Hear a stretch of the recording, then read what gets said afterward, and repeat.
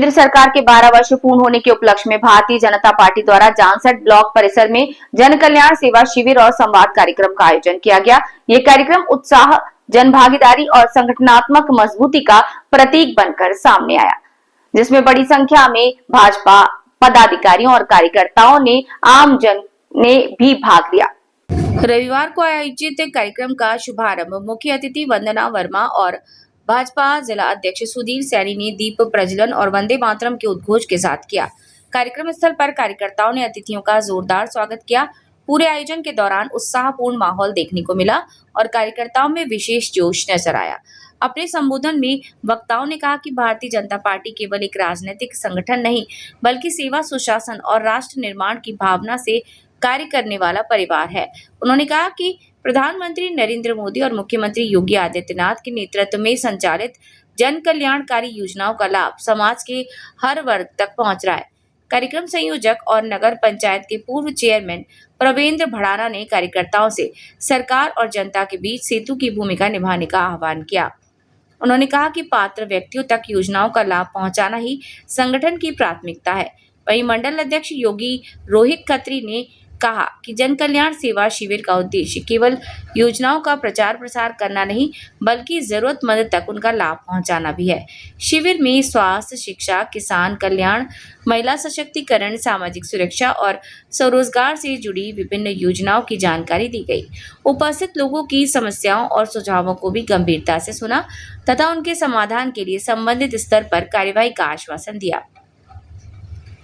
कार्यक्रम के दौरान विभिन्न विभागों की ओर से स्टॉल लगाकर लोगों को योजनाओं की जानकारी उपलब्ध कराई गई। साथ ही उत्कृष्ट कार्य करने वाले ग्राम प्रधानों और स्वयं सहायता समूहों को प्रशस्ति पत्र देकर सम्मानित किया।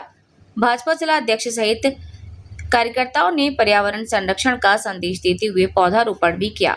इस अवसर पर एडीओ पंचायत धर्म सिंह, एडीओ संजय कुमार, ब्लॉक प्रमुख नरेंद्र चौधरी, भूमि विकास बैंक चेयरमैन ब्रजेश रस्तोगी, राजीव गुप्ता, रंजनी सैनी उर्फ मौनी, अनिल स्मृति, राजकुमार प्रधान, कैलाश सैनी, विशुपाल, अंकुश शर्मा, अक्षय कुमार, राजू, भाई वाल्मीकि, प्रेम कश्यप, विकास सैनी, पंकज कुमार प्रधान सहित विभिन्न विभागों के अधिकारी कर्मचारी मौजूद रहे।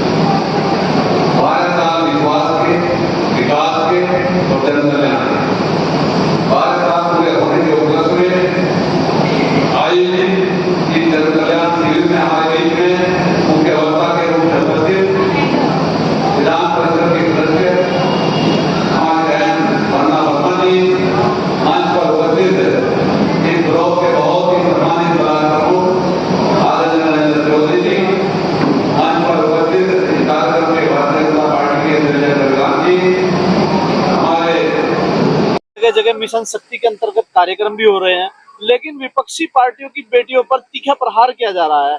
क्या ये सही है? इस पर आप क्या कहेंगे? ऐसा है, जो मुख्यमंत्री जी ने संज्ञान लिया है इसको, और इस पर तुरंत एक्शन होगा, और वो किसी की भी बहन बेटी हो उस पर तुरंत ही एक्शन लिया जाएगा, तुरंत ही कार्रवाई की जाएगी।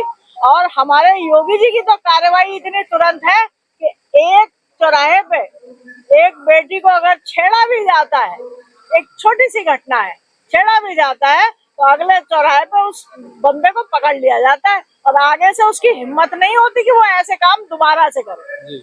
अच्छा मैम, एक जानसठ में एक प्रकरण चल रहा है, एक काला गेट लगभग 20 वर्ष पूर्व यहाँ निर्माण कराया गया था, और अभी भी नगर पंचायत बोर्ड बैठक ने सर्वसम्मति से प्रस्ताव एक पारित किया, लेकिन उसका विरोध किया जा रहा है।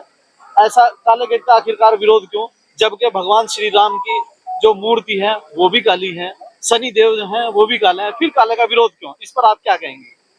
देखिए, तो अपनी अपनी व्यक्तिगत चॉइस है, उसके लिए मैं कुछ नहीं कहना चाहती। Okay, thank you.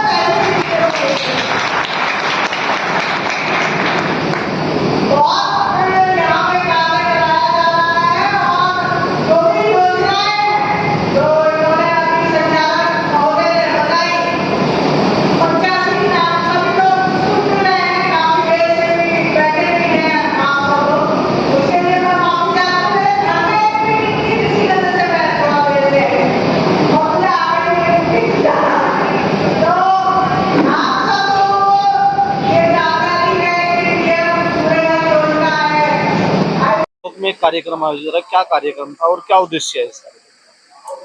हमारे मोदी जी ने नेहरू जी का रिकॉर्ड तोड़ा है, और जो जन कल्याणकारी योजनाएं उनके द्वारा, चाहे केंद्र सरकार के द्वारा हो चाहे राज्य सरकार के द्वारा, जो योजनाएं चलाई जा रही हैं, लोगों में अवेयरनेस हो, लोगों में जानकारी हो, उन योजनाओं का लोग ज्यादा से ज्यादा लाभ उठाए, ये इस विषय में गोष्ठी आयोजित की गई थी। अच्छा मैम, जैसे सरकार का एक नारा है बेटी बचाओ बेटी पढ़ाओ, लगातार नारा है, और विपक्ष की पार्टियों की बेटियों पर भी हमला हो रहा है, ये तीखा प्रहार किया जा रहा है, इस पर आप क्या कहेंगे? देखिए, ऐसा है कि क्राइम तो कभी न खत्म हुआ है, ना आगे भी नहीं होना, पीछे भी नहीं हुआ था और आगे भी नहीं होना है, ये सब हम सब बताऊंगी। नरेंद्र मोदी जी के निर्वाचित प्रधानमंत्री के रूप में, सफल प्रधानमंत्री के रूप में 12 साल पूरे हुए हैं।